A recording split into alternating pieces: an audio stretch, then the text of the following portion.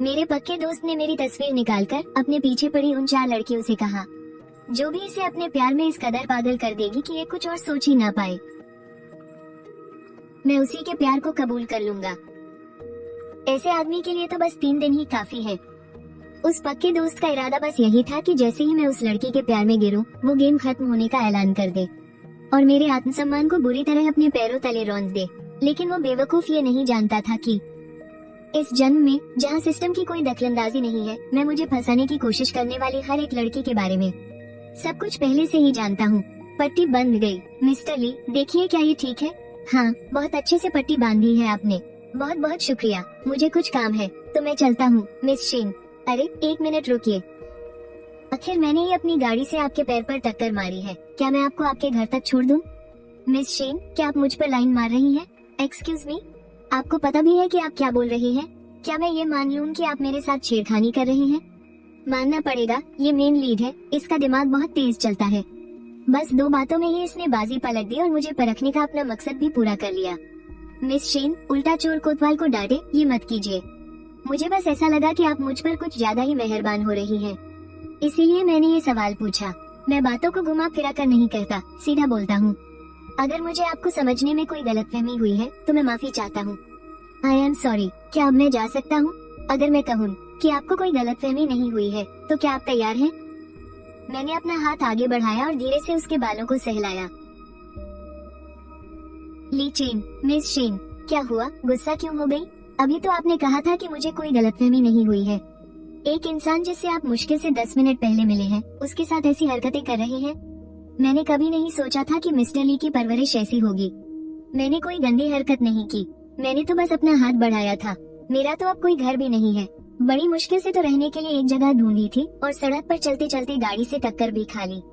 मुझे लगा कि मुझे कोई फरिश्ता मिल गया है जिसने इतने प्यार से मेरे घाव पर पट्टी बांधी। लेकिन वो सब तो बस एक दिखावा था।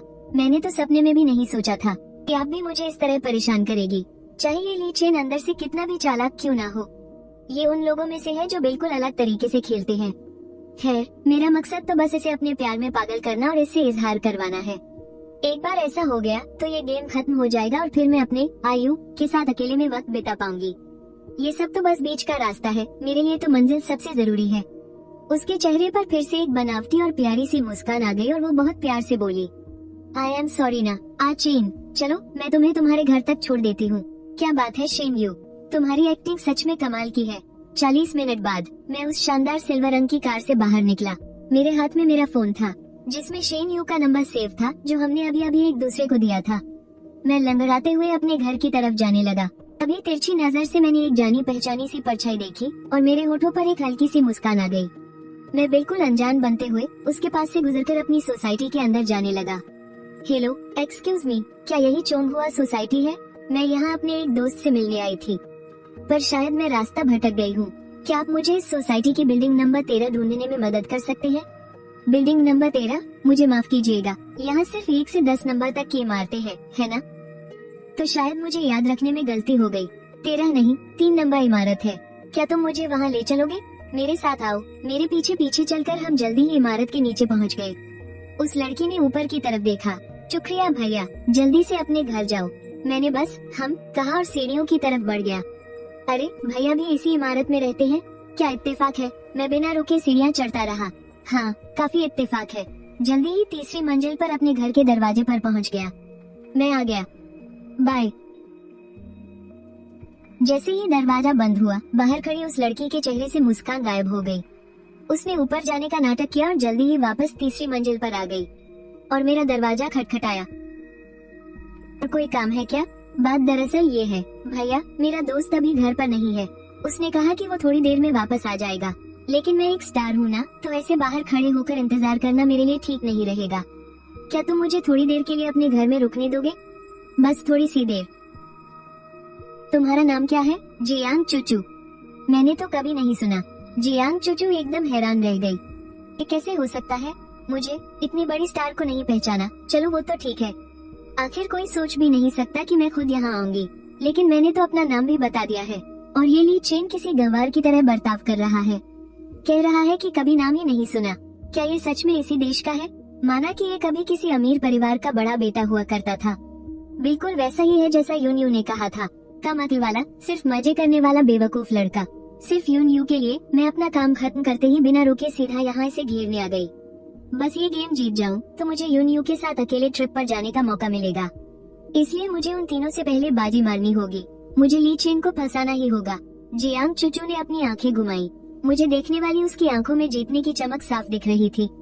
उसे लग रहा था जैसे मुझे फंसाना उसके बाएं हाथ का खेल है। सच में एकदम बिगड़ी हुई रईसजादी है। एक के बाद एक ये सब मुझे कुछ समझते ही नहीं है। मैंने मन ही मन अपना मजाक उड़ाया। अंदर आ जाओ। मैंने एक तरफ हटकर उसे घर के अंदर आने दिया। जियांग चुचू ने कमरे में घुसते ही चारों तरफ देखा। घर इतना छोटा था कि एक ही नजर में सब कुछ दिख जाता था। वो शायद पहली बार इतने छोटे घर में आई थी। मैं उसे छुपकर देख रहा था और जाहिर है मैंने उसके चेहरे के बदलते भावों को पकड़ ही लिया। वो राजधानी के मशहूर जियांग परिवार की सबसे छोटी बेटी है। बचपन से ही उसे खूब लाड़ प्यार से बिगाड़ा गया है। उसे संगीत का बहुत शौक है और कॉलेज की पढ़ाई पूरी होने से पहले ही वो एंटरटेनमेंट इंडस्ट्री में आ गई थी। घर का बिजनेस उसकी बड़ी बहन संभालती है तो उसे कुछ भी करने की जरूरत नहीं पड़ती। हर साल उसे मुनाफे का जो हिस्सा मिलता है वो करोड़ों में है और घर के बिजनेस से हटकर उसका अपना करियर भी आसमान छू रहा है। आज वो 22 साल की है और करोड़ों फैंस वाली एक टॉप स्टार बन चुकी है। इन अमीरजादियों के सामने मेरी क्या ही औकात है। मैं तो बस एक मामूली सा मोहरा हूँ। मेरे परिवार की वो पुरानी हैसियत तो अब किसी को बताने लायक भी नहीं रही। पर मुझे कोई फर्क नहीं पड़ता। इस जिंदगी में मेरा लक्ष्य बिल्कुल साफ है। मुझे बदला लेना है और अपनी जिंदगी खुशी से जीनी है। मैं यून यू को कहीं का नहीं छोड़ूंगा और उन सबको खून के आंसू रुलाऊंगा। आखिर मैं इस कहानी का विलेन जो ठहरा। कहीं भी बैठ जाओ। जियांग चुचू से बात खत्म करके वो सीधा अपना डिनर बनाने किचन में चला गया। मेहमान नवाजी करने का तो उसका कोई इरादा ही नहीं था। ली चेन इतना शांत कैसे हो सकता है। माना कि वो मुझे नहीं जानता लेकिन एक अनजान लड़की उसके घर में है। फिर भी उसे कोई फर्क नहीं पड़ रहा और न ही वो मुझसे बात कर रहा है। बस अपनी मर्जी से किचन में चला गया। ऐसे तो काम नहीं चलेगा। मुझे ये खेल जल्दी खत्म करना होगा। ये सोचकर वो भी उसके पीछे पीछे किचन में चली गई। वो लड़की दरवाजे के फ्रेम पर टिककर खड़ी हो गई। उसकी प्यारी सी मुस्कान ने उसके खूबसूरत चेहरे को और भी निखार दिया। वो किसी खूबसूरत एनीमे किरदार जैसी दिख रही थी लेकिन पिछले जन्म में मैंने उसका वो बेरहम चेहरा देखा था। जब वो गेम खत्म हुआ था तो मैंने बाकी तीनों लड़कियों से भी सच जानना चाहा था। एक के बाद एक धोखे खाने के बाद मैंने अपनी आखिरी बची हुई हिम्मत जुटाई और गिड़गिड़ाते हुए उस मासूम दिखने वाली लड़की की तरफ देखा जिसने कभी मुझसे मीठी मीठी बातें की थी। मुझे लगा शायद उसमें मेरे लिए 1% भी सच्ची भावना होगी। भले ही उसने यून यू के लिए इस गेम में हिस्सा लिया हो लेकिन मुझे लगा था कि उसने मुझसे भी थोड़ा बहुत प्यार किया होगा। पर तभी उस लड़की का वो प्यारा रूप एकदम बदल गया। उसकी वो मासूम मुस्कान गायब हो गई। उसकी आंखों में मेरे लिए सिर्फ नफरत नहीं थी बल्कि घिन थी। मानो मैं कोई कचरा हूँ जो उसके पीछे पड़ गया हो। बस इतना ही कह सकता हूँ कि वो भी नाटक करने में माहिर थी। भैया आप क्या टेस्टी सा बना रहे हो। वैसे मैंने भी अभी तक कुछ नहीं खाया है। क्या आप मेरे लिए भी थोड़ा सा बना दोगे। अफसोस उसकी ये अदाएं कंधे पर तीर चलाने जैसी थी। मेरे चेहरे पर कोई भाव नहीं था। ठीक है, पिछले जन्म में उस खूबसूरत चेहरे को देखने और उसकी असलियत जानने के बाद मेरा बचा खुचा दिमाग भी काम करना बंद कर देता था। ऐसा लगता था कि 4 खूबसूरत लड़कियां मेरे पीछे पागल थीं, लेकिन सच तो ये था कि शुरुआत से लेकर अंत तक मैं बस उन चारों औरतों की कठपुतली था। जियांग चुचू जैसी मीठी बातें करने वाली लेकिन अंदर से जहरीली चालाक लड़की की। मुझे उसका नकाब नोचने की कोई जरूरत नहीं है। सबसे सही तरीका यही है कि उसे अपने इशारों पर नचाया जाए। उन्हें इम्प्रेस करने के लिए अपना दिमाग खराब करने से तो अच्छा है कि मैं कुछ ऐसा करूं कि वो खुद मुझे इम्प्रेस करने के लिए तड़पे। दूसरी तरफ जियांग चुचू को अभी तक इस बात का अंदाजा भी नहीं था कि मैं उसकी असलियत जान चुका हूँ। वो चुपचाप दरवाजे पर खड़ी थी और मुझे ही घूरे जा रही थी। क्या तुम हरा धनिया खाती हो। मेरी आवाज सुनकर जियांग चुचू चौंक गई। उसे एहसास हुआ कि वो मुझे ही देखे जा रही थी। उसने अपना गला साफ किया और बोली। तभी जियांग चुचू के दिमाग में एक अजीब सा ख्याल आया। अगर ये चेन इतने ही प्यार से मुझसे कहे कि वो मुझसे प्यार करता है तो कैसा लगेगा। ये बाउल पकड़ो। मेरी आवाज से जियांग चुचू ख्यालों से बाहर आई। उसने देखा कि मेरे हाथ में एक बड़ा सा बाउल है जिसमें ऊपर तक हरा धनिया भरा हुआ है। मैं उसकी तरफ जा रहा था। रास्ता थोड़ा संकरा था। वो जल्दी से पीछे हट गई। उसे अचानक लगा कि इस गेम में कुछ तो मजा है। एक अजीब सी फीलिंग थी लेकिन इससे उसे काफी रिलैक्स महसूस हो रहा था। जियांग चुचू ने किचन के काउंटर पर रखे उस अकेले नूडल्स के बाउल को देखा। खाना खाना उतना जरूरी नहीं था। खाने के बहाने उसे अपने जाल में फंसाना ज्यादा जरूरी था। वो अपना बाउल लेकर बाहर आ गई। मैंने सिर झुकाया और बड़े मजे से खाने लगा। सब कुछ कितना शांत और सुकून भरा लग रहा था। तभी जियांग छुछू को अचानक एहसास हुआ कि वो कुछ और ही सोचने लगी है। सच कहते हैं, किसी को उसके चेहरे से नहीं परखना चाहिए। जो इंसान देखने में इतना सीधा साधा लगता हो, वो असल में एयू का इतना दुष्ट भाई निकलेगा, ये किसने सोचा था। ये सारी शांति बस एक दिखावा है। उसने खाना वापस वहीं रख दिया और खाली हाथ जाकर लिविंग रूम के सोफे पर बैठ गई। मैंने आंखें उठाकर उसकी तरफ देखा और हैरानी से पूछा, खाओगी नहीं? उस लड़की ने फीकी सी मुस्कान के साथ कहा। अचानक से मेरे पेट में थोड़ा दर्द हो रहा है, मैं नहीं खा पाऊंगी। मुझे माफ कर दीजिए ना। अच्छा, ऐसा है, कितने अफसोस की बात है, मैंने रूखेपन से कहा। ये कहकर मैंने नूडल्स का एक निवाला उठाया और मुंह में रख लिया। पेट में दर्द था तो तुमने पहले क्यों नहीं बताया? खाना नहीं था तो मुझसे इतने सारे नूडल्स क्यों बनवाए? क्या मजाक चल रहा है? सच में, जो घर नहीं चलाता उसे राशन पानी की कीमत क्या पता।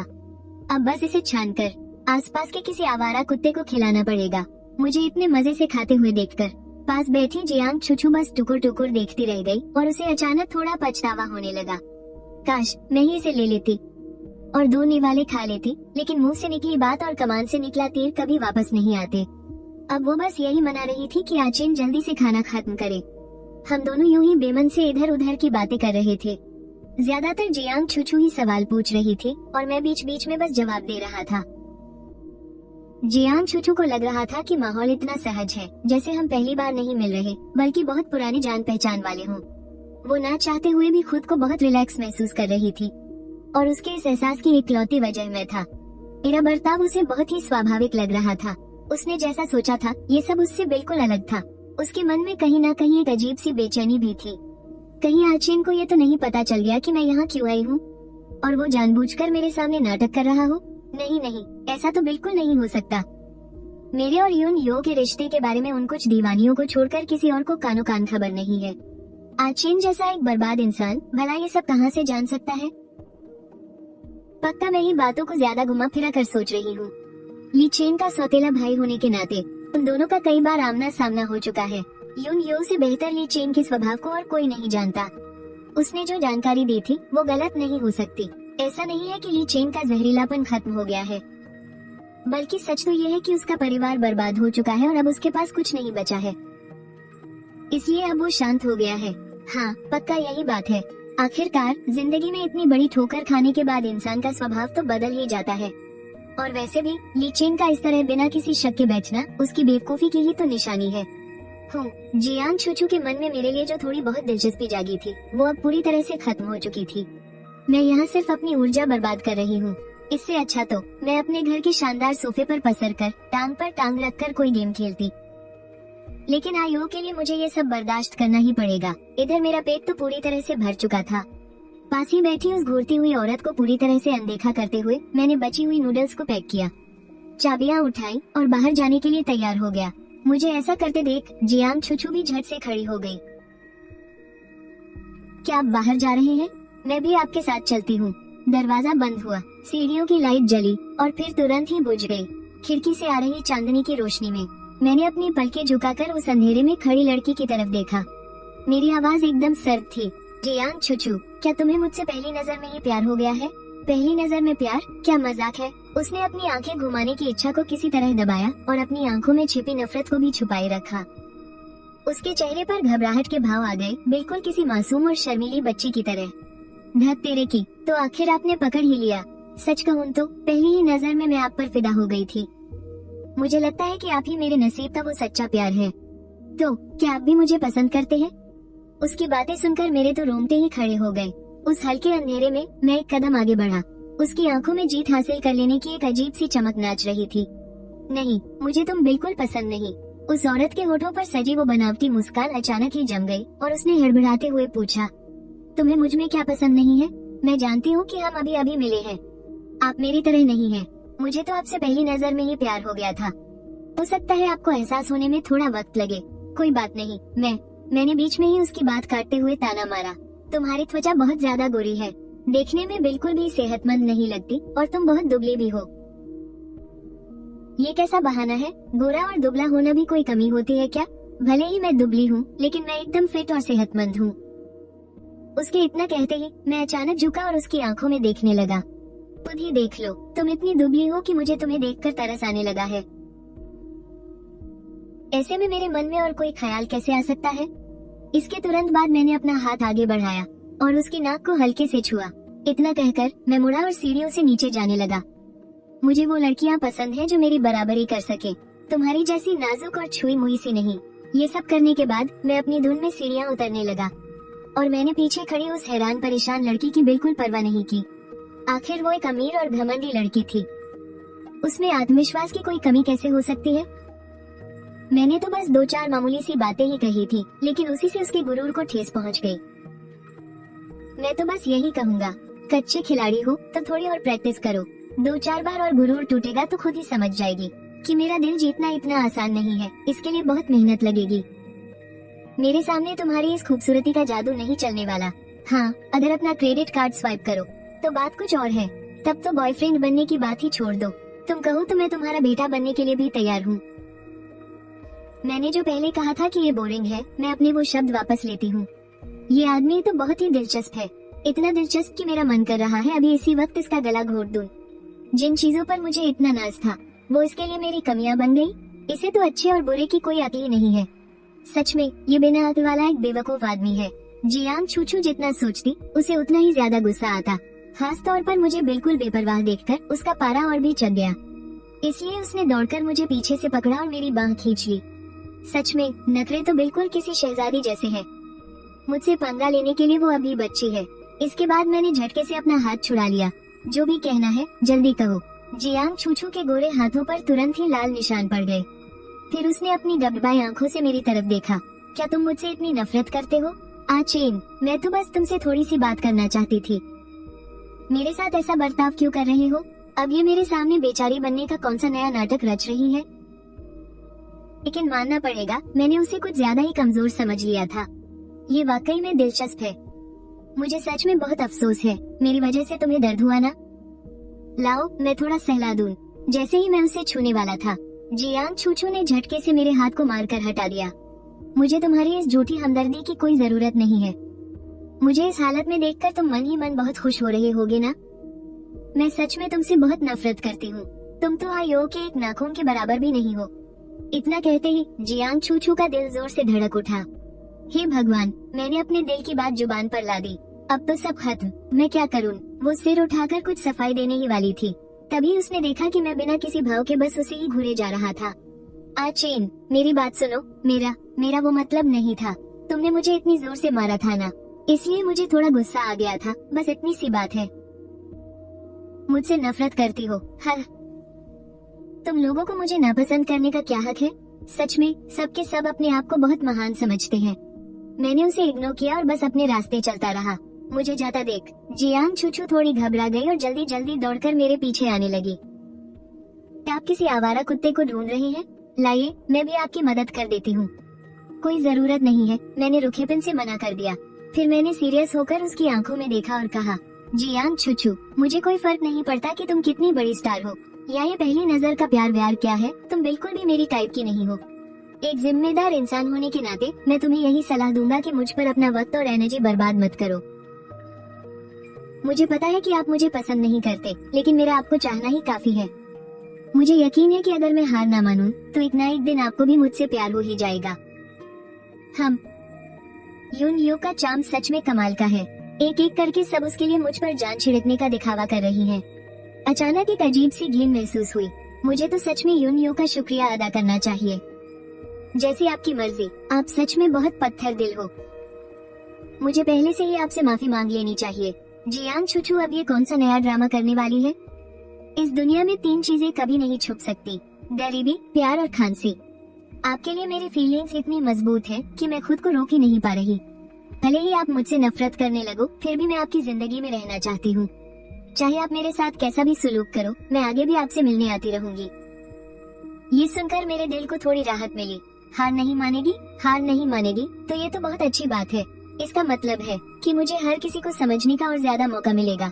ठीक है, तो मैं पहले ही साफ साफ बता देता हूँ। तुम क्या करती हो इस पर मेरा कोई जोर नहीं है, और मैं क्या करता हूँ इससे तुम्हें कोई मतलब नहीं होना चाहिए। लेकिन अगर तुमने मेरी नॉर्मल जिंदगी में कोई भी दखलंदाजी की तो फिर मुझसे बुरा कोई नहीं होगा। फिक्र मत कीजिए, मैं आपकी नॉर्मल जिंदगी में कोई परेशानी खड़ी नहीं करूंगी। वैसे मेरे पास एक ऐसा काम है जिसमें मेहनत कम और पैसा बहुत ज्यादा है, पता नहीं आप इसमें इंटरेस्टेड हो या नहीं। बात यह है कि मेरे काम की वजह से मुझे हमेशा यहाँ वहाँ जाना पड़ता है, मैं बहुत बिजी रहती हूँ और मेरी असिस्टेंट बीमार पड़ गई है तो उसने लंबी छुट्टी ले ली है। मुझे अभी 1 महीने से ज्यादा जिंग शहर में शूटिंग करनी है। इस 1 महीने के लिए मैं किसी और को काम पर नहीं रखना चाहती। क्या आप मेरी मदद कर सकते हो? सैलरी आप खुद तय कर लेना। इस मैडम का दिमाग तो बहुत तेज चलता है। मेरी गरीबी का फायदा उठाकर मुझे अपने करीब लाना चाहती है ताकि बाकी तीनों लड़कियों को कोई मौका ना मिले और ये खुद मेरे सबसे करीब रहकर बाजी मार ले। गेम जीतने का ये आइडिया बुरा नहीं है। अगर मुझे पता ना होता कि कल क्या होने वाला है तो शायद मैं हाँ कह देता, लेकिन अफसोस, कल के लिए मेरे पास पहले से ही एक काम है। अगर सिर्फ 1 महीने की बात है तो ठीक है, लेकिन मैं पूरे दिन के लिए तुम्हारा असिस्टेंट नहीं बन सकता। सोमवार से शुक्रवार शाम 6 बजे से रात 10 बजे तक, शनिवार और रविवार पूरे दिन सुबह 6 बजे से शाम 6 बजे तक।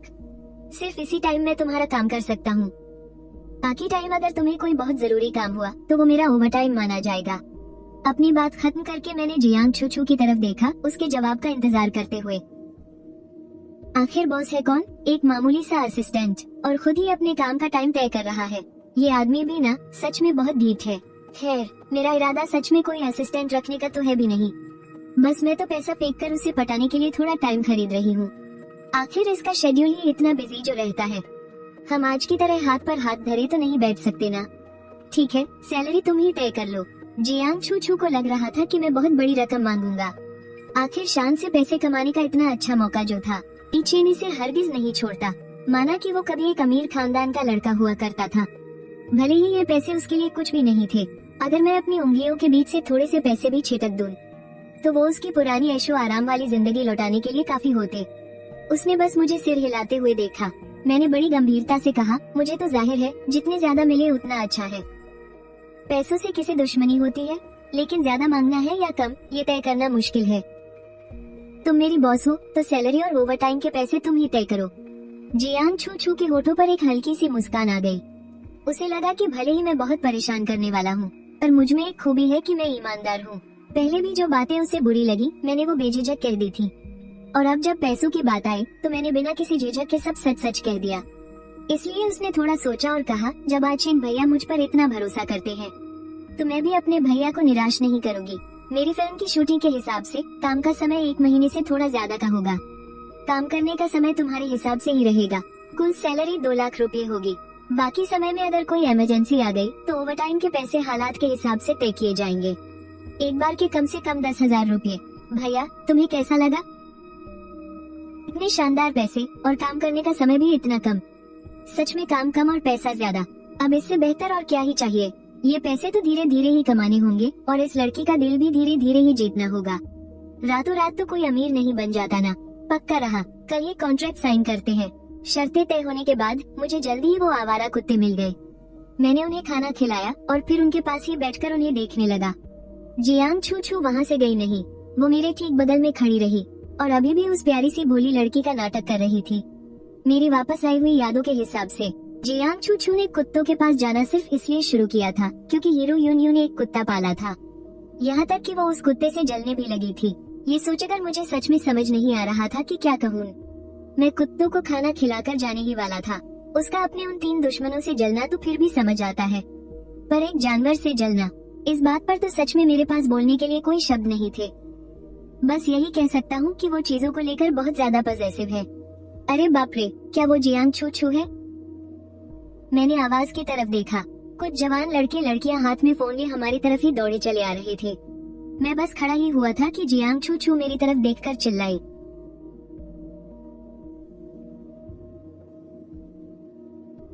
1 मिनट, लोग तो उसके पीछे पड़े हैं ना, तो मैं उसके साथ क्यों भाग रहा हूँ?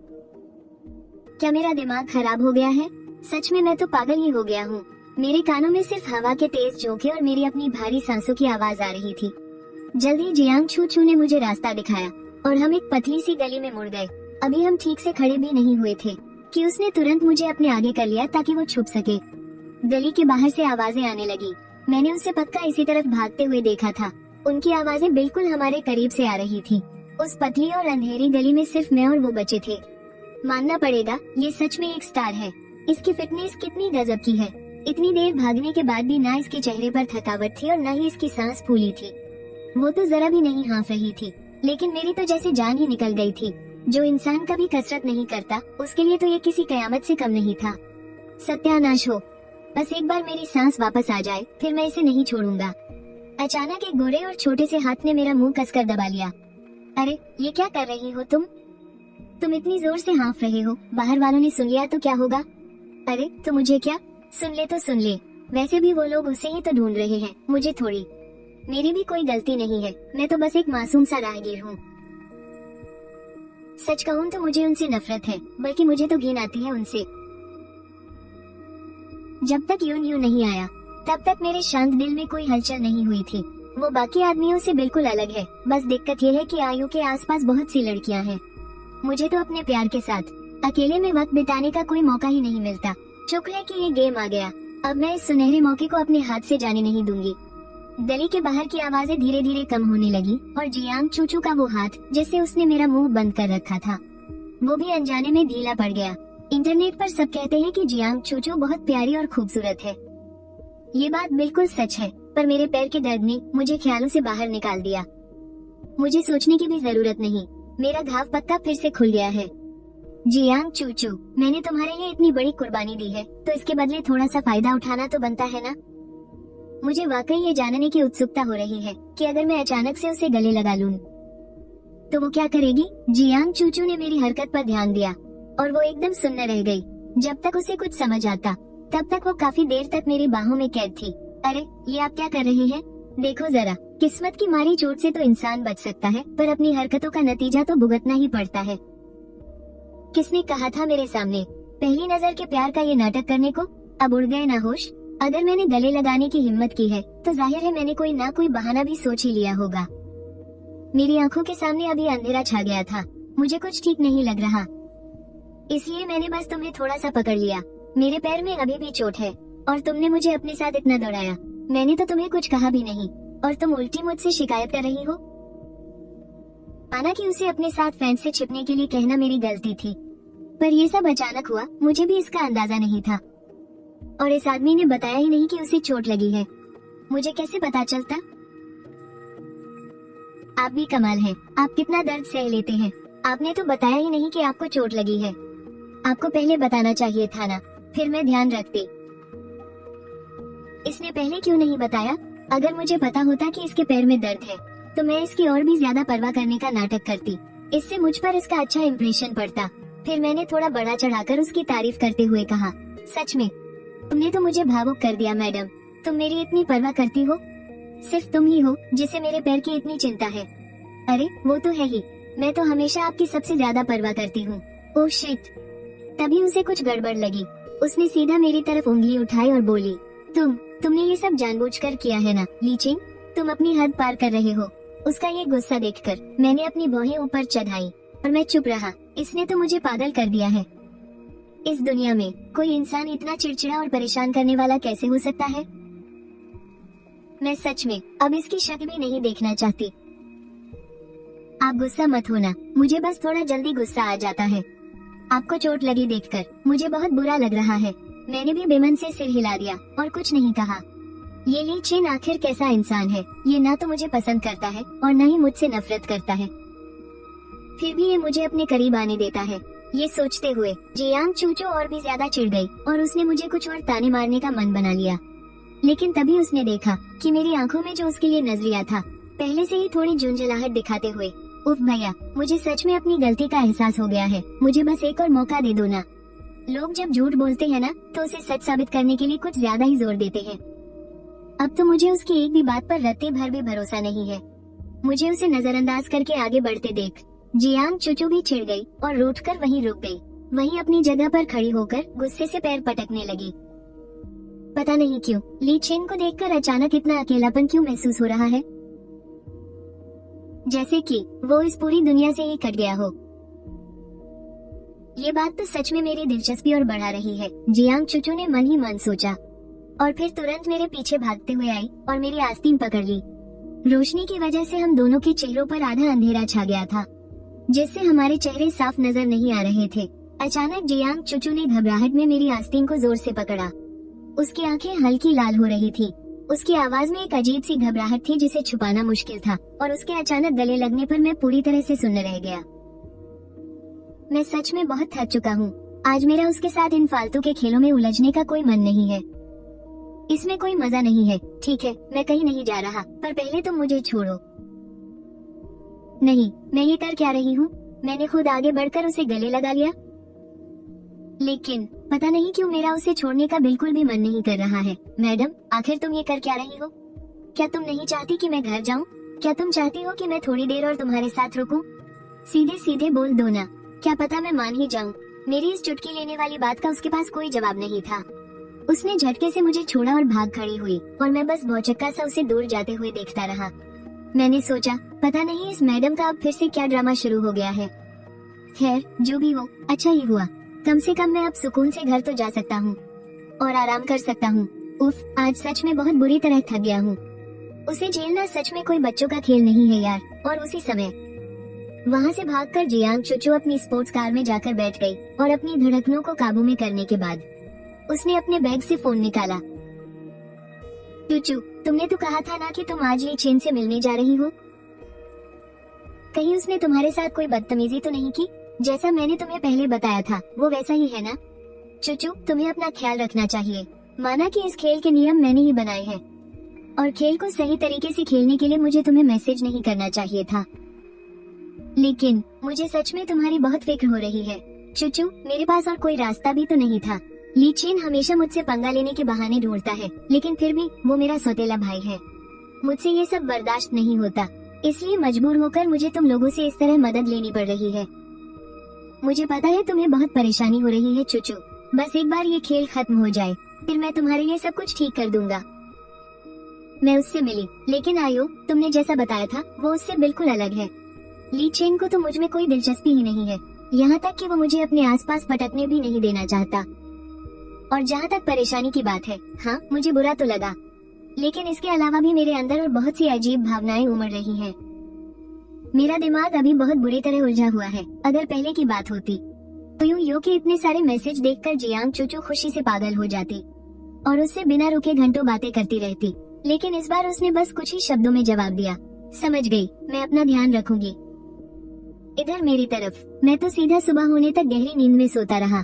आंखें खोलते ही मैंने सबसे पहला काम ये किया कि रजाई के अंदर से हाथ निकालकर अपना फोन उठाया, और फोन में जियांग चुचू का एक मैसेज पड़ा था जो उसने कल आधी रात को भेजा था। मुझे शाम 7 बजे के आसपास कॉन्ट्रैक्ट साइन करने के लिए बुलाया गया था। मैंने बस एक नजर डाली और रिप्लाई कर दिया, ठीक है, मैसेज मिल गया। नमस्ते, क्या मेरी बात ली छेन जी से हो रही है? जी नमस्ते, मैं ली छेन बोल रहा हूँ। मैं एच के ग्रुप की HR बोल रही हूँ। बहुत बहुत बधाई हो, आपने हमारी कंपनी का पहला राउंड क्लियर कर लिया है। कृपया दोपहर 2 बजे ठीक समय पर एच के ग्रुप के HR डिपार्टमेंट में रिपोर्ट करें अपने इंटरव्यू के लिए। ठीक है, आपका बहुत बहुत शुक्रिया, मैंने बहुत ही तमीज से जवाब दिया। फिर फोन कट गया। अभी डोरबेल बजी। मैंने अपना ऑर्डर किया हुआ खाना लिया और खाने बैठ गया। आज दोपहर को मेरा सामना जिस औरत से होने वाला था वो थी एच के ग्रुप की CEO छीन म्याओ म्याओ। एक टिपिकल CEO की तरह उसकी भी एक डॉक्टर बचपन की दोस्त थी, शिन यू। हालांकि उन दोनों का मिजाज जमीन आसमान का था, लेकिन फिर भी वो दोनों पक्की सहेलियां थी। दुनिया से मिलने के बाद ही उनके बीच अनबन शुरू हुई थी। खैर, वो तो बाद की कहानी है। अगर मुझे ठीक से याद है तो फिलहाल वो चारों लड़कियां उस हीरो के मामले में एक बहुत ही नाजुक से बैलेंस में फंसी हुई थी जो एक दूसरे को रोक कर रखती थी, और मैं ही वो चिंगारी था जो इस बैलेंस को बिगाड़ने वाला था। मैं अपने सामने हो रही हर चीज को बड़े ही शांत मन से देख रहा था। क्या किस्मत पाई है उस कमीने ने। अगर वो हीरो मेरी वोट लगाना चाहता है तो मैं भी उसकी हर चाल को नाकाम करने में अपनी पूरी जान लगा दूंगा। यही बात उन 4 औरतों की कि वो मेरे मन मुताबिक चलेंगी या नहीं, ये तो बस ऊपर वाले के हाथ में है। मैं तो बस अपनी तरफ से कोशिश कर सकता हूँ, और वैसे भी इस दिल जीतने वाले खेल में कौन किसके साथ खेल रहा है ये अभी किसी को नहीं पता। जब तक वो मुझे फंसाने की कोशिश कर रही है, मुझे इस मौके का पूरा फायदा उठाना है ताकि मैं अपने बुढ़ापे के लिए अभी से एक अच्छा खासा पैसा जोड़ सकूं। दोपहर के 2 बजे मैं एक बढ़िया सा फॉर्मल सूट पहनकर एच के ग्रुप की बिल्डिंग में दाखिल हुआ। अगले है ली छेन। मैंने एक गहरी सांस ली और अंदर चला गया। मीटिंग रूम का AC कुछ ज्यादा ही ठंडा था। वो औरत बस वहाँ बैठी हुई थी, फिर भी उसका रुतबा पूरी जगह पर छाया हुआ था। छीन म्याओ म्याओ, हम फिर से मिल ही गए। मैं उसे जितना जानता हूँ उसके हिसाब से अगर आज मेरा इंटरव्यू एकदम बकवास भी रहा ना, तब भी मुझे ये नौकरी पक्का मिल जाएगी, क्योंकि उसकी नजरों में मैं कोई ऐसा वैसा मामूली इंसान नहीं हूँ। वो तो बस उस तय किए गए इनाम को पाने के लिए उसने मुझे अपनी कंपनी में रखने का फैसला किया है, ताकि मैं उसकी नजरों के सामने रहूं। उसकी इन हरकतों पर मुझे कुछ कहने का मन भी नहीं कर रहा था। सामने बीच में बैठी उस औरत ने अपने सुनहरे पेन से मेरे रिज्यूमे पर टैप किया। उसने अपना सिर उठाया। मिस्टर ली चेन, आपने एनलम्बिया यूनिवर्सिटी से ग्रेजुएशन की है? जी बॉस, मैंने वहीं से पढ़ाई की है। एनलम्बिया बिजनेस स्कूल में एडमिशन मिलना बहुत ही मुश्किल होता है।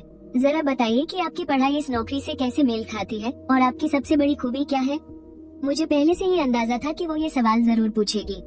पिछली बार खुद को एक नालायक साबित करने के लिए मैंने सिर्फ ऑनलाइन क्लासेस के भरोसे अपनी डिग्री ले ली थी, लेकिन इस बार मैं पूरी तैयारी के साथ आया था।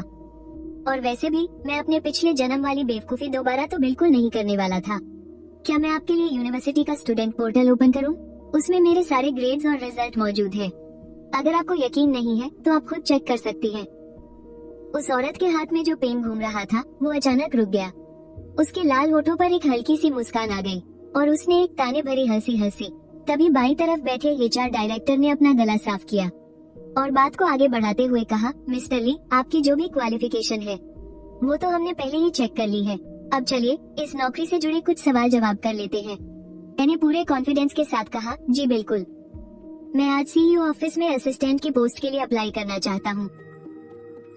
मेरी बात अभी पूरी भी नहीं हुई थी कि मुझे फिर से एक ताने भरी हंसी सुनाई दी। बॉस, क्या आप कुछ पूछना चाहती हैं? छीन म्याओ म्याओ अपनी कुर्सी से उठ खड़ी हुई। उसने मुझे ऊपर से नीचे तक घूरा और फिर हिकारत से पूछा, ओह, तो तुम्हें असिस्टेंट बनना है? मुझे लगता है तुम अपनी काबिलियत को लेकर कुछ ज्यादा ही ओवर कॉन्फिडेंट हो। क्या सच में लगता है कि कोई भी ऐरा गैरा असिस्टेंट बन सकता है? ये जानी पहचानी बातें सुनकर मुझे अचानक अपने पिछले जन्म की याद आ गई। पिछली बार चेन मियाओ मियाओ ने बड़ी चालाकी से मुझे एक मामूली चपरासी की नौकरी पर रख लिया था। सारे छोटे मोटे और थका देने वाले काम नहीं करता था और मेरी कोई इज्जत नहीं थी। मैंने वहाँ कुछ भी ढंग का नहीं सीखा। पिछले जन्म में चेन मियाओ मियाओ ने अपनी मीठी मीठी बातों में फंसाकर मुझसे धोखे से कॉन्ट्रैक्ट साइन करवा लिया था, लेकिन इस जन्म में मैं वो गलती दोबारा हरगिज नहीं दोहराऊंगा। पहली बात, मेरा दिमाग बहुत तेज चलता है और दूसरी बात, मैं एक टॉप यूनिवर्सिटी से ग्रेजुएट हूँ, तो फिर मैं कॉन्फिडेंट क्यों न रहूं? बॉस चिंग, आपका ये रवैया मेरे साथ नाइंसाफी है और अगर सच कहूँ तो मैं यहाँ इंटरव्यू देने भी सिर्फ इसलिए आया हूँ क्योंकि आप लोगों ने मुझे बुलाया था। अगर आपको मुझे नौकरी नहीं देनी थी तो भी आपको मेरी काबिलियत पर इस तरह सवाल उठाने का कोई हक नहीं है। आज आपका जो बर्ताव है वो हेज के ग्रुप के उसूलों से बिल्कुल अलग है, जिनके बारे में मैंने सुन रखा था। चिन मियाओ मियाओ के बगल में बैठे दोनों सुपरवाइजर्स की हथेलियों पर पसीना आ गया था। वो दोनों चोरी छिपे चिन मियाओ मियाओ की तरफ देखने लगे। भाई, तू कुछ ज्यादा ही चौड़ में नहीं आ रहा? तुझे अंदाजा भी है कि तू बोल क्या रहा है? इंटरव्यू शुरू होते ही तूने बड़ी बॉस से पंगा ले लिया। तुझे यहाँ नौकरी करनी भी है या नहीं? हम बिल्कुल सही। मैं बस उसके हाथों की कठपुतली नहीं बनना चाहता। वो गेम भी जीतना चाहती है, लेकिन मुझे इम्प्रेस करने में कोई मेहनत भी नहीं करना चाहती। मुझे नौकरी पर भी रखना चाहती है और जानबूझकर मुझे परेशान भी कर रही है। चिन मियाओ मियाओ, आज तो मैं तेरी ये चाल कामयाब नहीं होने दूंगा।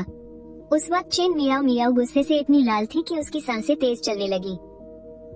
मिस्टर ली, आपकी जबान तो बहुत तेज चलती है, लेकिन काम सिर्फ बड़ी बड़ी बातें करने से नहीं होता, काम करके दिखाना पड़ता है। प्रेसिडेंट ऑफिस के असिस्टेंट के तौर पर अक्सर अचानक आई मुश्किलों को संभालना पड़ता है। ऐसा नहीं है कि तुम बस यहाँ बैठकर 2-4 शेखी बघार दोगे और काम चल जाएगा। अगर कल को तुमने कोई काम बिगाड़ दिया तो बात सिर्फ हर्जाना भरने पर ही खत्म नहीं होगी। ऐसे हालात में क्या तुम सच में अपना काम ठीक से कर पाओगे? भाई, मैं हाथ जोड़ता हूँ, तू बस निकल जाए यहाँ से। तुझे दिख नहीं रहा कि हमारी बॉस का पारा 7वें आसमान पर है? अगर अब तू नहीं गया तो सच में बहुत देर हो जाएगी। बॉस चिन, आपकी बात में दम तो है, ये काम सच में मेरे बस का नहीं है। इतना कहकर मैंने सीधे दरवाजा खोला और वहाँ से निकल गया। मेरी बात सुनकर दोनों सुपरवाइजर्स ने एक साथ चैन की सांस ली। जब उन्होंने अपनी बॉस की तरफ मुड़कर देखा तो पाया कि वो मीटिंग रूम में थी ही नहीं। वो उसे ढूंढने के लिए बाहर जाने ही वाली थी कि तभी दरवाजे पर उन्होंने एक ऐसा नजारा देखा जिससे उनके होश उड़ गए। उन्होंने देखा कि चेन मियाओ मियाओ दौड़कर उस आदमी के पीछे गई और बिल्कुल सख्त चेहरे के साथ उससे बोली, मैंने तुम्हारा एटीट्यूड और तुम्हारा कॉन्फिडेंस देख लिया है।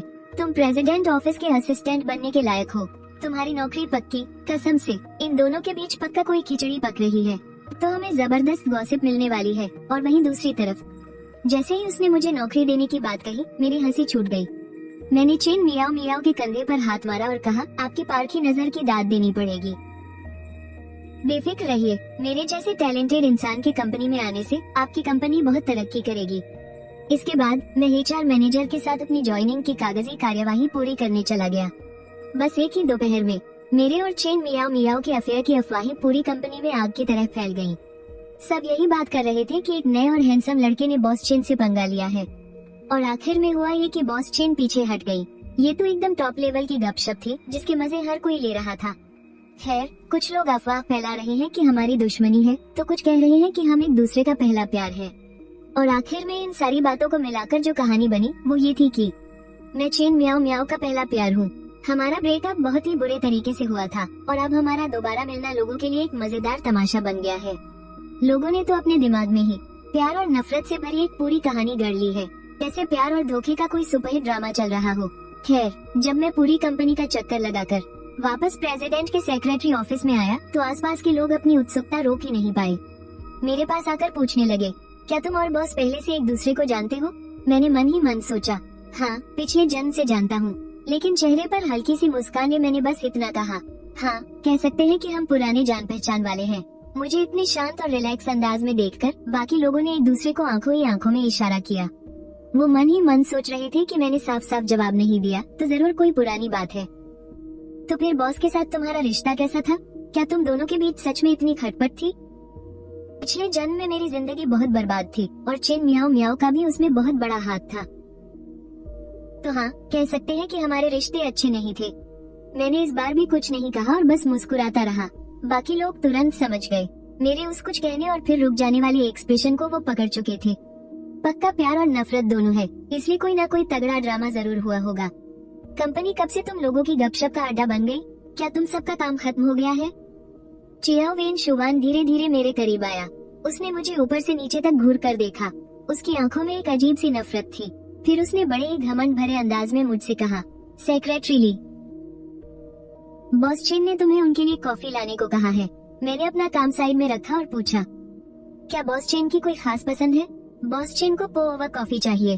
पानी का तापमान 88 डिग्री होना चाहिए और पानी डालने का समय एकदम सटीक, एक एक सेकंड के हिसाब से। और स्वाद, अगर बॉस चेन को गुस्सा आ गया तो जिम्मेदार तुम होगे। मेरे पास हाँ कहने के अलावा कोई और चारा नहीं था। मैं बस बाहर निकलने ही वाला था, तभी अचानक दरवाजे से एक आवाज आई। ग्रे रंग का सूट पहने एक औरत ने बोलना शुरू किया। वो दरवाजे पर खड़ी होकर हल्का सा मुस्कुराई। तो चियाओ भाई यहाँ फिर से एक नए एम्प्लॉय को परेशान कर रहे हैं। मेरे पास क्लाइंट की दी हुई कुछ चाय पत्ती है, क्या थोड़ी सी लेना चाहोगे? नहीं, डायरेक्टर चिंग, इसे आप अपने पास ही रखिए, मुझे ये सब नहीं चाहिए। वो पलटा और जाने लगा। फिर अचानक से उसे कुछ याद आया और वो मेरी तरफ देखकर बोला, कल रात डिपार्टमेंट की तरफ से वेलकम पार्टी है, तुम्हारा आना जरूरी है। छुट्टी लेने की सोचना भी मत। इतना कहकर वो वहाँ से अकड़ते हुए चला गया। ली चेन, तुम उसकी बातों का बुरा मत मानना। Special assistant Chiao boss chain को पसंद करता है, ये बात कंपनी में हर कोई जानता है। उसका तुम्हें पसंद न करना बहुत नॉर्मल सी बात है। मैंने उस औरत की तरफ देखा। अगर मेरी याददाश्त सही है तो ये पक्का मार्केटिंग डायरेक्टर चिंग लिन है। कहानी के हिसाब से ये मेन हीरो के दोस्त की गर्लफ्रेंड है। पिछले जन्म में कंपनी के अंदर हमारी कभी कोई बातचीत नहीं हुई थी और न ही मैं उसके बारे में कुछ जानता था। लेकिन अभी जो कहानी चल रही है उसके हिसाब से बहुत जल्द यूनियो का पक्का दोस्त छू यान चो ट्रांसफर होकर एच के हेडक्वार्टर आ जाएगा और एडवर्टाइजिंग डायरेक्टर का पद संभालेगा। पिछले जन्म में उस छू ने मुझे नीचा दिखाने में कोई कसर नहीं छोड़ी थी, इसलिए मैंने उससे कहा, अभी मुझे उस मुसीबत से बचाने के लिए आपका बहुत बहुत शुक्रिया। खैर, मुझे थोड़ा काम है तो मैं चलता हूँ। जहाँ तक पो ओवर कॉफी की बात है, पिछले जन्म में मैंने इसे अनगिनत बार बनाया था, इसलिए मैंने उसे फटाफट तैयार कर लिया। कॉफी लेकर मैं सीधा सीईओ के केबिन की तरफ चल दिया। अंदर जाकर मैंने कॉफी को उनके बाई तरफ रखा और बाहर निकलने ही वाला था। तभी चेन मियाओ मियाओ ने मुझे टोकते हुए कहा, रुको, अभी मत जाओ। उसने कप उठाया और एक घूंट लिया। मैं उसके चेहरे के हर एक हाव भाव को बड़े ध्यान से देख रहा था।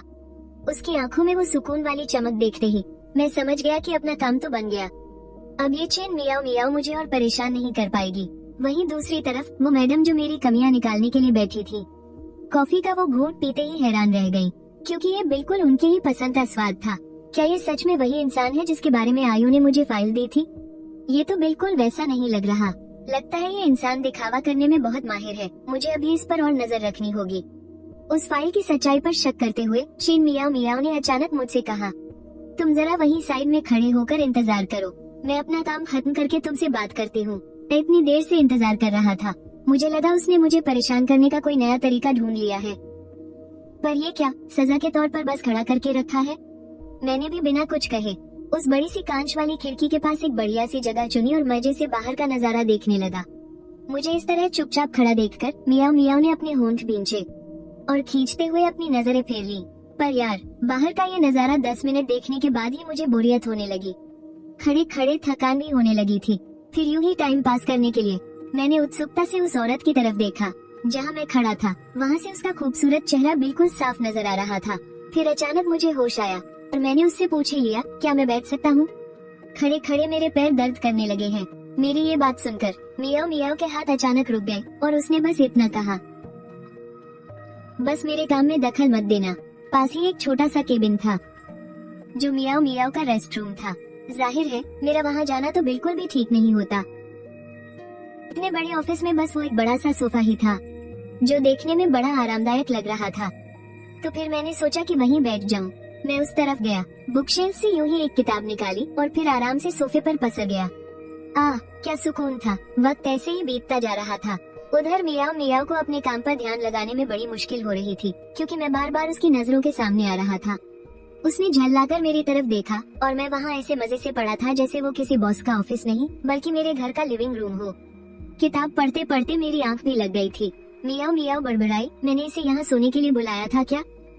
ये तो हद ही हो गई, कुछ ज्यादा ही मनमानी कर रहा है ये। क्या इसके मन में अपने बॉस के लिए जरा भी इज्जत नहीं है? मियाओ मियाओ ने अपना पेन जोर से मेज पर रखा। उस सुनहरे पेन के मेज से टकराने की आवाज उस शांत और बड़े से ऑफिस में गूंज उठी। बहुत बढ़िया, ये लीड चेन तो सच में आज तक का सबसे